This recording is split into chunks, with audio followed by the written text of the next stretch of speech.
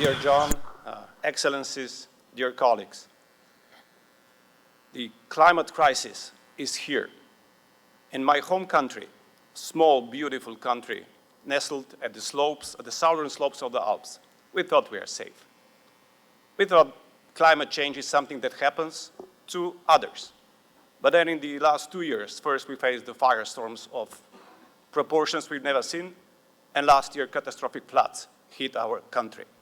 A third of the country was underwater. Message is clear. We cannot stall. We need to act decisively and collectively. In order to get our economy carbon-free, the first step has to be done by the energy sector. We cannot think about carbon-free economy unless we have totally carbon-free energy production. That is one message that we shall never forget. And nuclear industry, nuclear civil industry, really gained momentum in the last couple of years.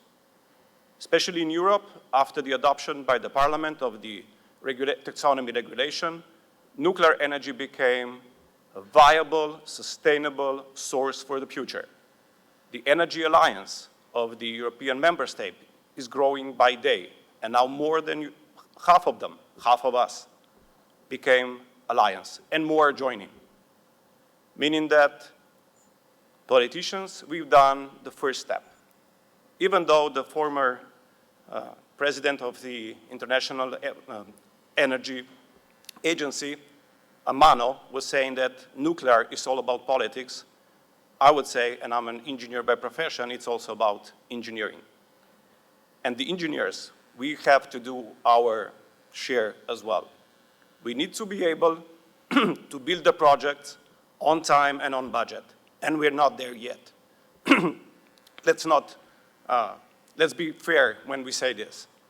If we want to get the economics right, first, the engineers, we will have to do our share.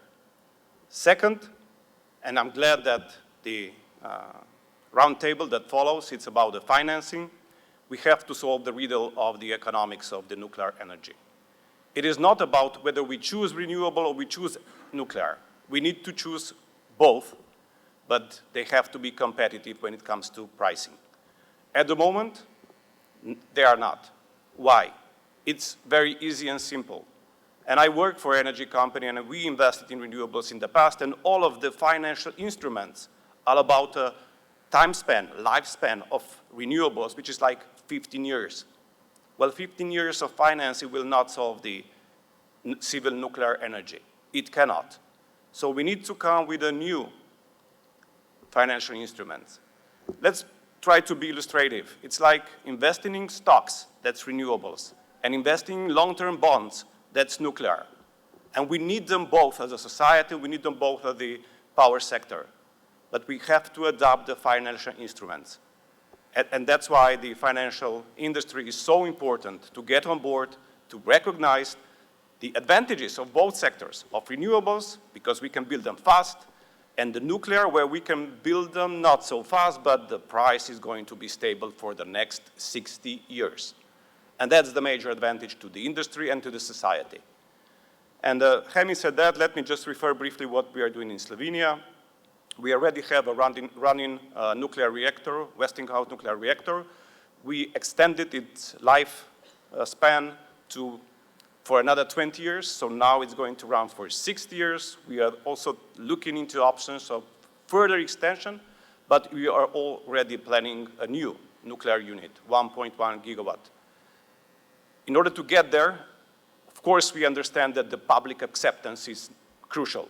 And for that reason, we already instigated the motion for the public referendum, which is going to take place in this November. And at the moment, public acceptance, when we go through the polling, is higher than 60%. And that is really showing that the momentum of nuclear energy that is building, also amongst the public, not just amongst the politicians. I believe there is I would call it a window of opportunity for nuclear industry, for its renaissance. It's going to last maybe 5, 7 years, no more. Let's use it correctly. Thank you.